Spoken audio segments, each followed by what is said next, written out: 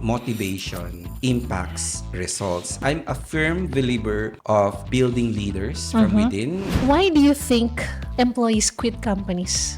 There As an HR leader, you have a very deep understanding of what the management wants and what the business needs. Yeah. So what do you see is the gap between what the leaders want, what the mancom wants, and what the employees needs? Okay. I think What is your leadership mantra? that was and so these three things, recognizing people, developing future talents, and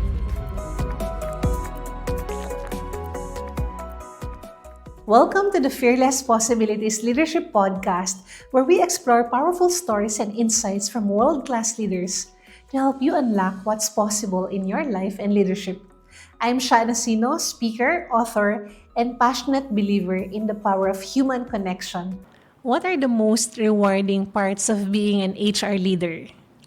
it's actually being able to. That's a very good question.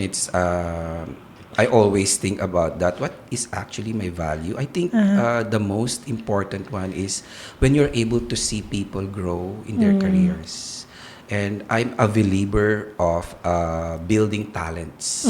I've done so many. I've had so many people under me who grew their careers in different companies that I work with, and I think that's the value that I contribute. I can see how passionate you are when it comes to people and dealing with people. And you've been in the HR space for so many years. I would say decades, right? Yes, that's right. Decades. As an HR officer and HR leader, what were some of your biggest challenges? Well, let me think about that. But one thing that makes me think about the problems of the company, that probably makes me awake at night, if you can say that, Yes. would be the future of the business. Do we have talents, leaders that would run the business in the next 5, 10 years? How are we going to sustain the successes of this company over the next 2, 3 years, or even 5 years, or even 10 years, when we are all when we are facing stiff, very fierce competition, not just in the business but also for talents. We have talent war, and that is a real problem. And one thing that I believe that had helped me over the years was my firm belief that there's an opportunity awaiting for each of the individual talent that we have inside the organization. Before I even judge if you are good or not, I would first and foremost believe that you have the capability to be at your best. As an HR leader, you have a very deep understanding of what the management wants, right? Yes. What the management wants and what the business needs. Yes. And at the same time, you're also close to the people, the employees. So what do you see is the gap between what the leaders want, what the mancom wants, and what the employees needs? Okay. I think one key principle that I always hold on to my heart is that these are all my internal customers or internal clients. Yeah. I have to deal with them as important as how I treat myself. So I treat my CEO as my internal client, the same way that he probably treats me that way. But I always ask them, what are your needs? Yes. No? The same way that I would ask employees, because they are also my internal clients. As HR, we provide service. And at the same time, they would have to provide service to our external clients. No?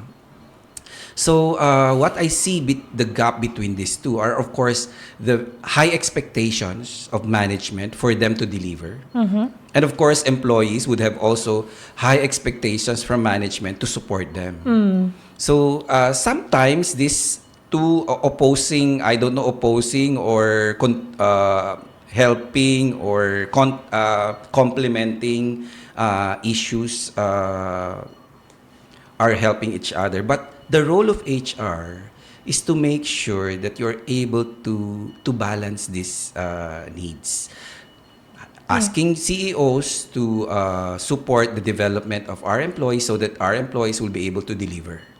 The same way for our employees, for them to do their best to accomplish the task and contribute to the results and achieve our goals in the future so that they can get the fruits of their labor. And one key factor is, I think, is trust. You'll not be able to get their support coming from management or support from the employees if they don't trust you. Right. And trust starts with your credibility. So I make sure that for myself, I'm also credible. I'll be able to deliver what I promise. What I promise to employees, I'll be able to give them. What I promise to the CEO, I'll also be able to give them. So in building credibility for myself, I'm able to build trust for both sides and able to marry their opposing or what would I say, sometimes opposing, sometimes complementing requirements. Yes. Thank you for that insight. And it also validated what I observed amongst companies because I speak to a lot of leaders now and I also speak to the employees. Yeah. And I saw that there is this gap between what leaders want. At the end of the day, leaders want results. Yes. And employees, they want to feel safe, seen, appreciated. Yes. So how do you build the gap, right? How do you bridge the gap? Yeah. And I like what you said that you have to strike the balance between what the management wants and what employees Yes. need as well. And credibility is very important for them to trust you. Exactly. So you've been with Nissan for 9 years, going 10 years, and I know you've introduced some really great and powerful initiatives for the company. So what is that? What is the most memorable initiative that you initiated for Nissan, and how did that affect the company? When I joined the company, I had to scan the the operations, the business, what are the needs, and I saw that there are a lot of areas where I can contribute. First and foremost, I know that motivation impacts results, and Yeah. so I said, "There's no recognition program." There are several that I will share, but I'll start off with recognition. I started with putting up a recognition program. I made sure I was on my first year and the company was on its going on second year because that was 2015. They started operation 2014. I designed the recognition program. We would have the President's Award, where I shared with you earlier that I was a recipient for two awards. The Yeah. President's Award that recognizes excellence in service of employees. And then, of course, we also have the Service Awards, which at that time we were only 2 years. We had to put up the Service Awards already because I knew that we would need this, Service Yes. Awards. And then we would have another award called Brand Ambassador for employees who were patronizing Nissan and they would buy for themselves or their families. We would have the Brand Ambassador Award. And another very unique program is what we call Well Done. It's a play of word for well done, but this one is whale, as in the Okay. black whales. A study conducted by in Orlando, Florida, where black whales would perform better tricks if they are rewarded. So we put in place that program in Nissan, adapted from the book of the same title, Well Done. And then that program became our signature program for Spontaneous Award. Whenever you do good, you will be given a well done. So it became part of our day-to-day mantra, or would say culture, that whenever you do positive things, well done, well done. And so that has been going for 10 years now. And it Yeah. has been adopted by ASEAN as well. So it's a benchmark program, Wow. a Uh-huh. best practice program, not only for the Philippines, because this has been in the Philippines for 10 years now. It is now adopted across ASEAN, even in Thailand. That is one of the major contributions that I believe contributed to uplifting employee motivation, engagement, and employee contribution to a company recognition. Another thing is I'm a firm believer of building leaders from within.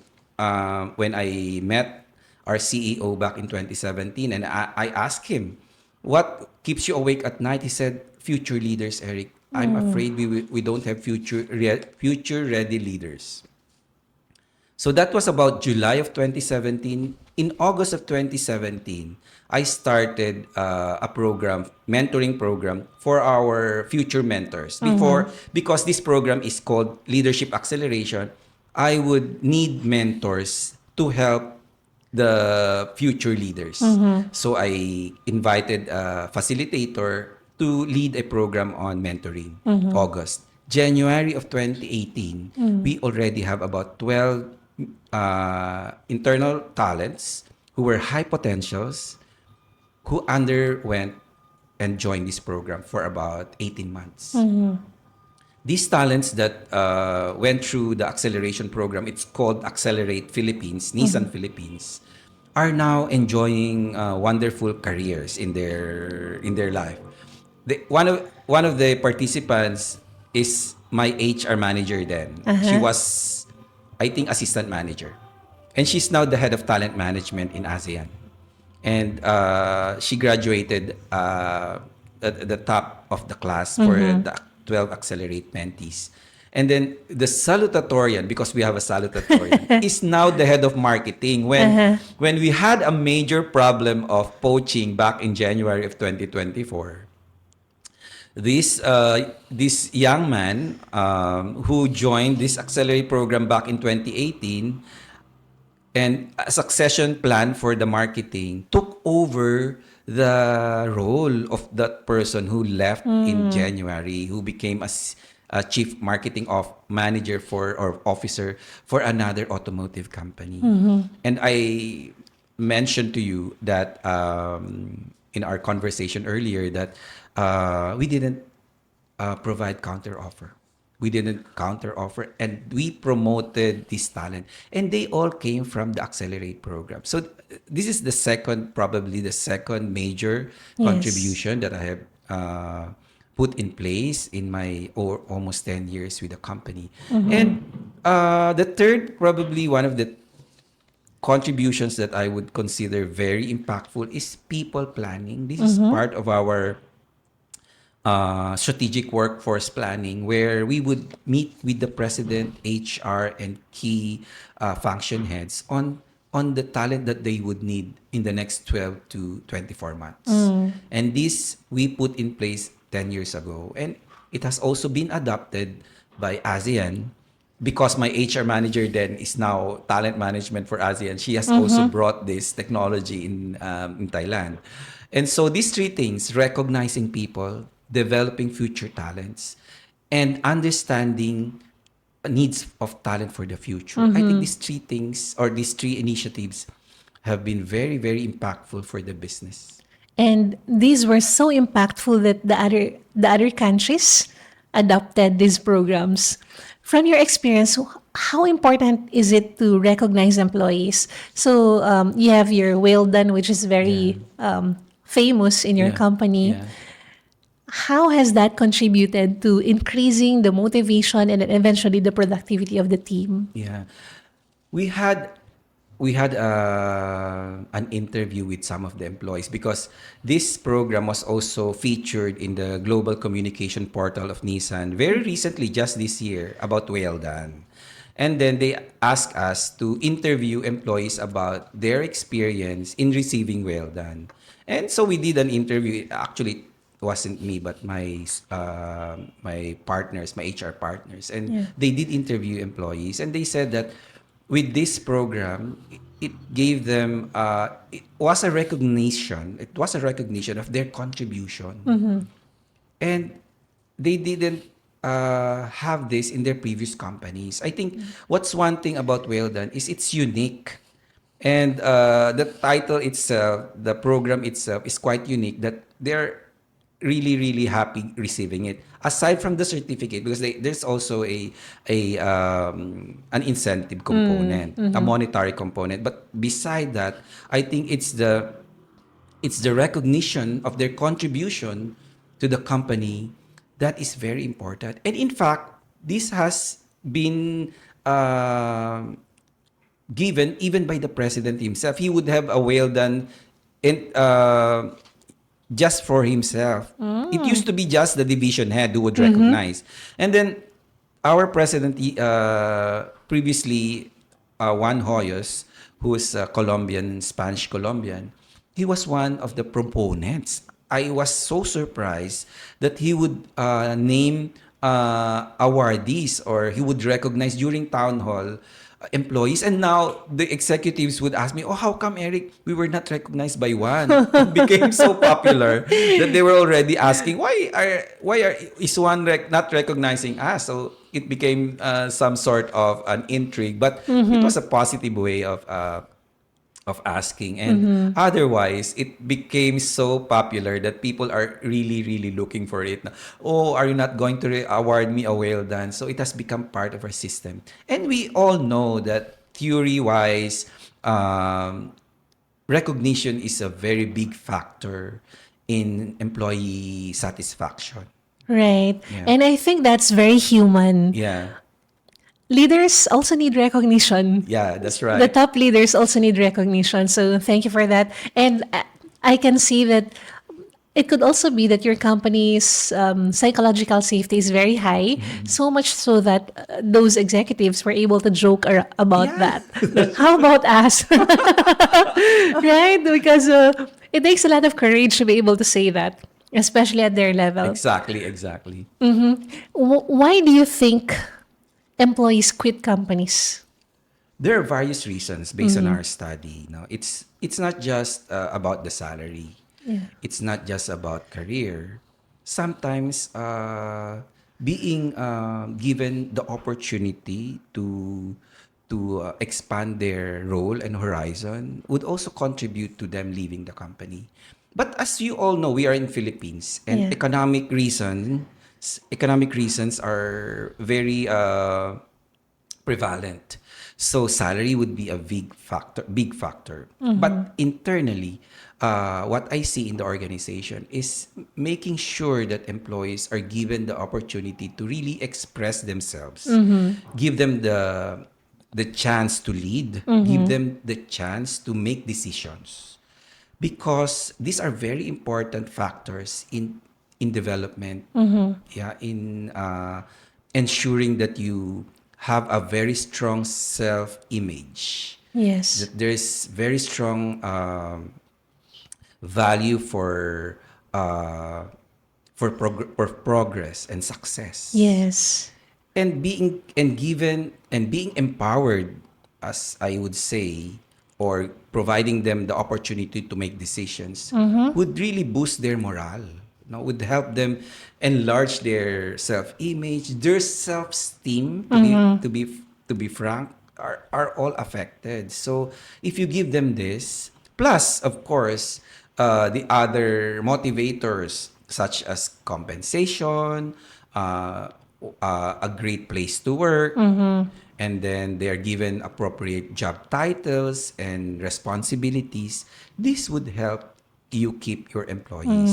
However, there are still those who are in a hurry, who are in a hurry to go up the corporate ladder where we cannot provide. So that probably would contribute to them leaving the company. And what you said was very insightful for me, Yeah. especially giving them opportunities to make decisions. there are these Ivy League professors in positive psychology, Ora and Isaac Prileltensky, Yeah. and they summarize the two basic needs of employees in Yeah. the workplace: the need to feel valued, which is what you're doing, the Yeah. recognition Yeah. program, and the need to add value, which is also what you're doing, empowering leaders, Yes. Yeah. empowering them to make decisions. Mm-mm. So yeah. That's good. I didn't know that it's contributing to our employee programs. Thank you, Eric. What is your leadership mantra? That was asked during the interview when I went through the People Manager of the Year. It's Uh-huh. very simple: lead to build. I think my role as a leader is not just to lead, because we've known a lot of people being trained for leadership to lead business. But rarely have I seen leaders being developed to grow more leaders. Rarely. We develop leaders so that they can lead the business.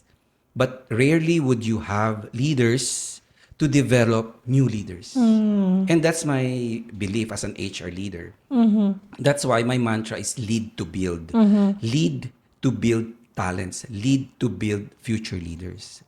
Probably that's the main reason why I carry this brand or this Yes. mantra is when we started acceleration program back in 2017, when and I carried all throughout my stint with Nissan. And that I firmly believe that as a leader myself, it's not just to lead, help the business grow, but to have new leaders that would continue this business forward. You are a future forward thinking leader. And that's very important in this Yeah, day and age, especially because the business landscape is changing so fast. If you exactly. don't have a forward future thinking, you might wake up the next day and the business is obsolete, Exactly. right? And competition is very stiff right now. Yes. And competition is not just in our industries all over. And talent war is really prevalent. Although this concept originated, I think, 5 years ago by McKinsey, but even up to now, we're still feeling that talent war. We're losing so many of our talents. If we don't have that mantra of lead to build or lead, developing leaders from within, where are we now? And I think that's my responsibility as an HR leader. Yeah, I can feel your passion when it comes to those things. And I know you've been awarded a lot as a people leader, as an HR leader. And also your company has received so many awards.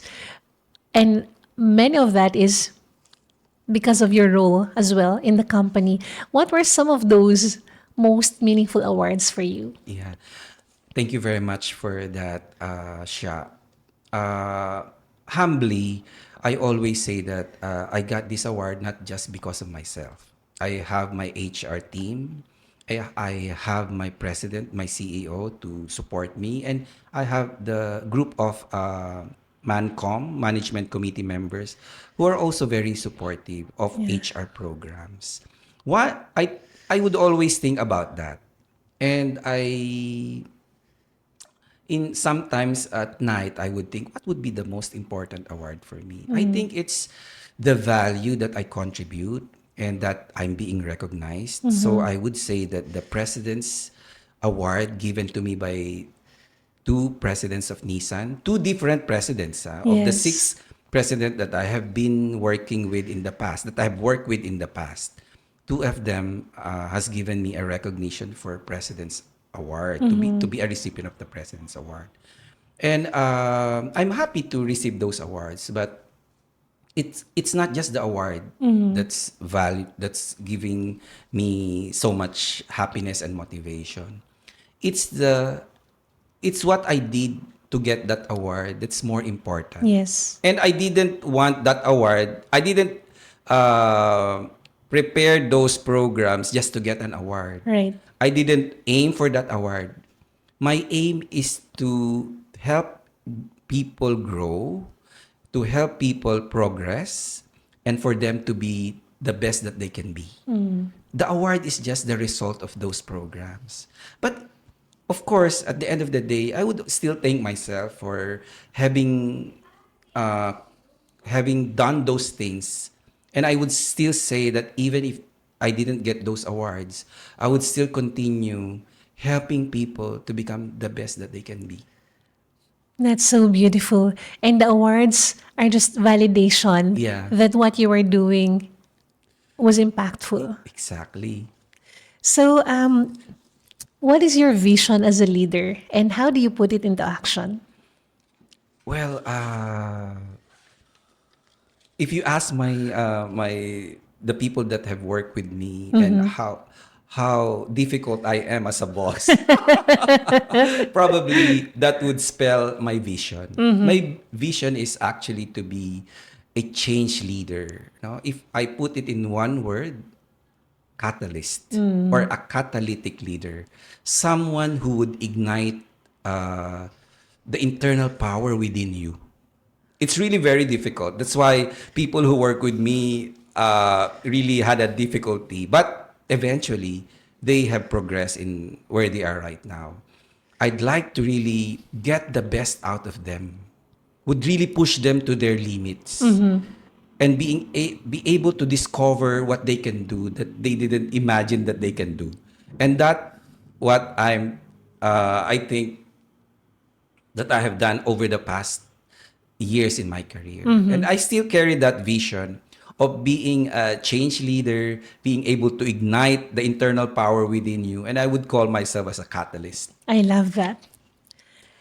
What's one way a leader can make someone feel truly seen at work?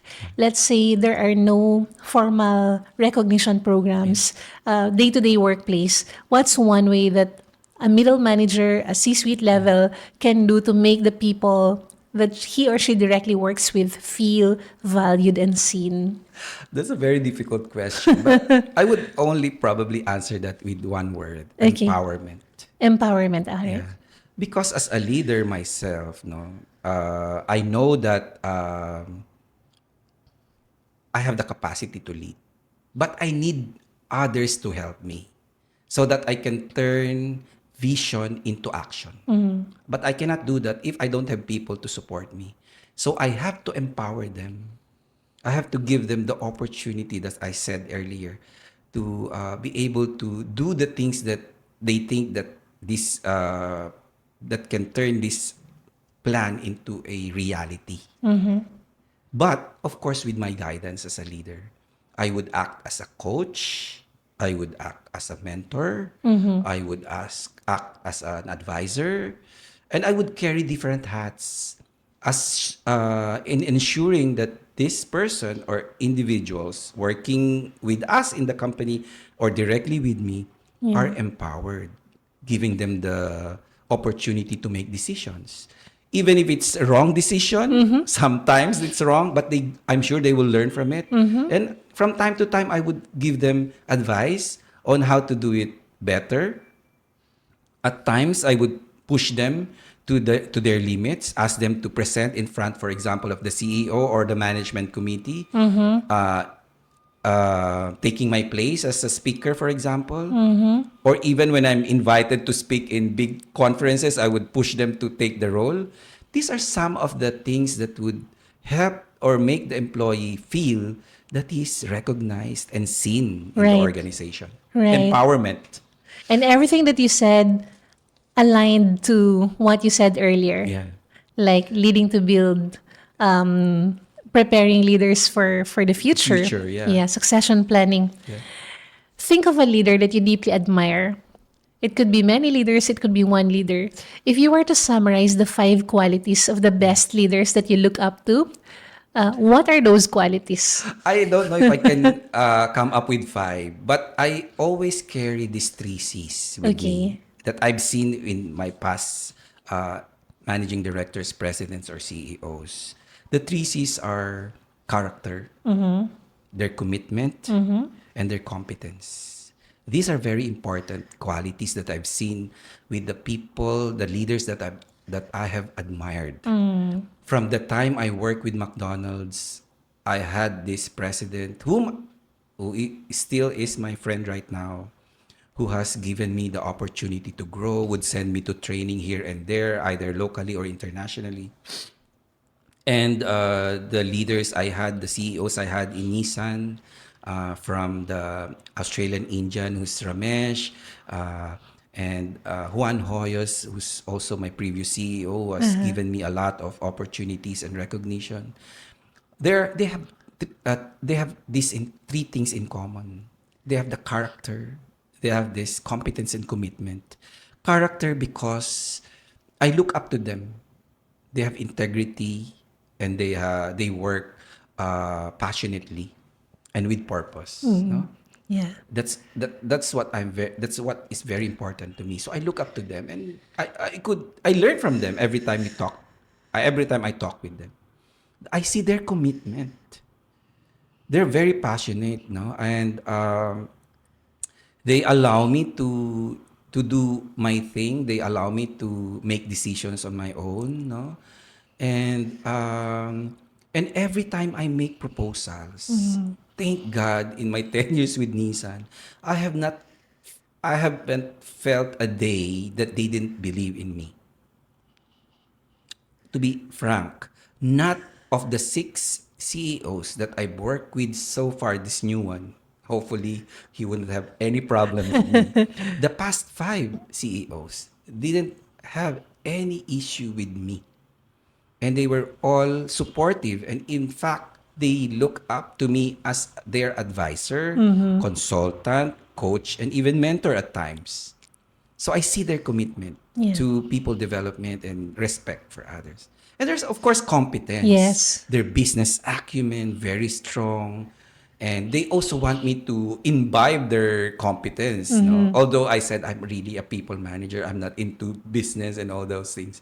But I see in them their passion to help their subordinates like me to understand the business. So these three things are very important that I've learned from all the leaders that I've worked with, and I see these are the three very powerful, I say, characteristics, traits, or qualities of leaders that I've worked with. They're easy to remember as well. Three Yeah, C's. that's why I'm very I used to all those acronyms. Perfect. If you were to give you a billboard that can be seen by every leader in the world, Yeah. what message would you like to write on that billboard? Well, as I earlier mentioned, lead to build, and I think that would be the one that I'd like to see. It's very simple, lead to build, just three powerful words, Yeah. and probably just a caption under that, that would say that leaders are not meant just to lead the business, but they're also meant to build more leaders. Imagine you're sitting down with a C-suite leader Yeah. who's having an identity crisis somehow. Okay. And he's asking you, Eric, I feel like I've reached the top of the corporate ladder. Yeah. What else is possible for me? What would you advise him? Okay. I always I've read a book about this, and it says that life is not a destiny, but life is a journey. And it's not the end of the day. Look at yourself, listen to what your heart is saying. What can you do for others? Because we were born not for ourselves but for others. No, I'm a firm believer of that principle, that we were born not for ourselves but for others. And that if you believe that life is a journey and that you could still contribute a lot to the society, think of one, two, or three things that you can do in order to make this world a better place to live. If your passion is helping others, go teach. If your passion is to feed the hungry, if you have money and extra financials, you can actually support the needy. If you have passion to coach or mentor other people to become better leaders, then do that. Whatever you think that you can do in order to make this world a better place to live, I think that would be a good way of helping this C-suite leader overcome whatever issues or difficulties going through. That is so beautiful, and there are so many possibilities, right? Exactly. Now let's go to a new leader. Okay. Maybe he or she was a rank and file and was promoted to become a people leader. Yeah. And he or she is doubting himself or herself. Can I really do it? Yeah. What would you advise that person? Okay. As a coach, as an executive coach, we have this what we call imposter syndrome. People Yes. who don't believe that they can do it. Probably I would ask him or her, what in the past, what experience in the past have you had where you overcome or overcame a problem that was so difficult that you were able to solve, and then how can you apply that experience to your current situation? So those things are very powerful way in order for that people manager to realize that you may have challenges right now and you don't see the answer for that challenge, but look at your past. Go back 2, 3 years ago. What exactly or what experiences have you had, little or big, that you were able to overcome? That you were able to overcome? Apply that experience to your current situation. And that could help you solve your problem right now. To help you realize that I was able to do it in the past. Why can't I do it now? So these things could help him. But otherwise, I would ask him to look at not the challenges that he has right now, but the strengths. Look at his strengths. What are your strengths? What are you good? What are you good at? Are you good at speaking? Are you good at writing? Are you good at leading? And write down those things and savor the thing that will make you happy, because these things will make you happy. And then also, if you want, you can also list down the areas where you are having difficulty or challenges, and then if you need a coach, then get a coach for those areas. But otherwise, if you believe that you have strengths of your own, list them down and then carry them forward.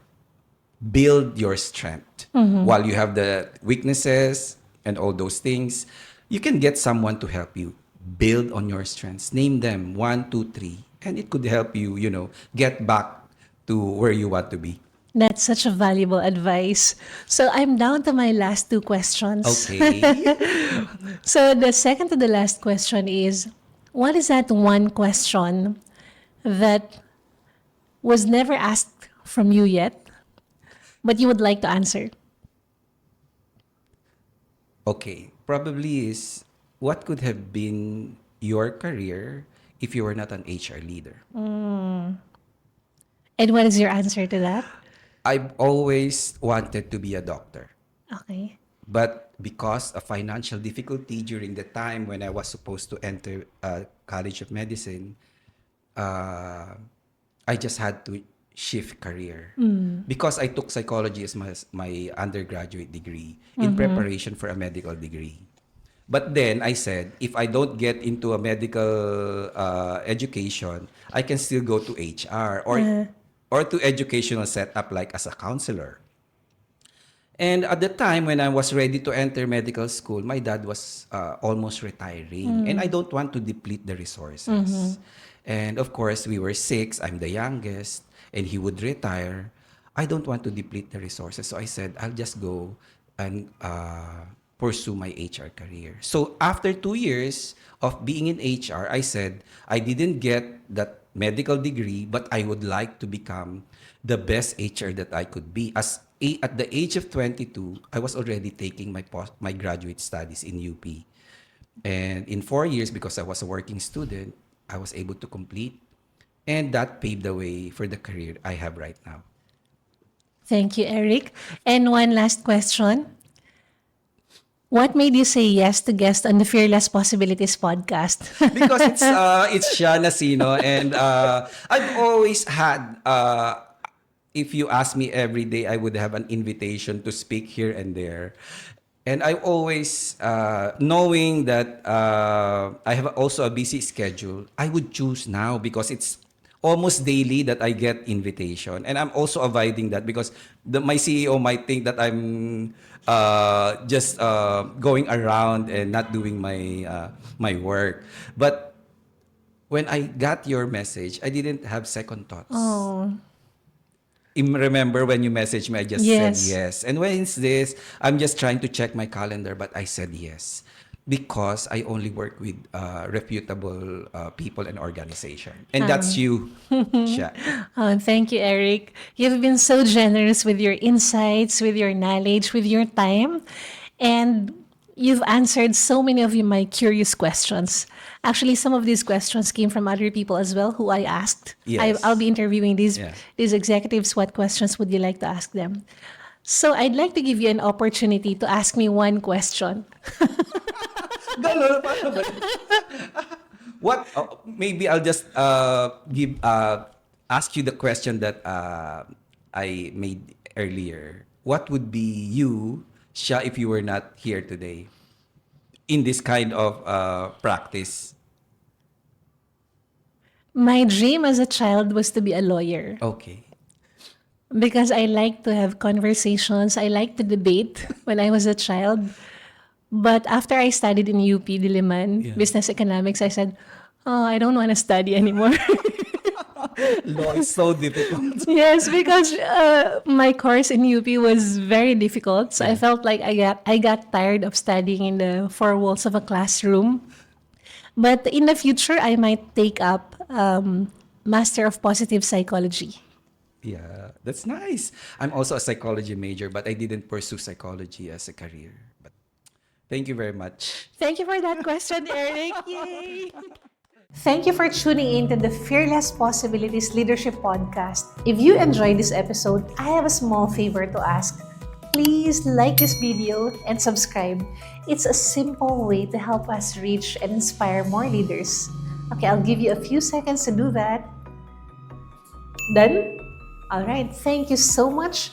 Again, this is Sha Nacino. Stay human and keep unlocking possibilities. See you in our next episode.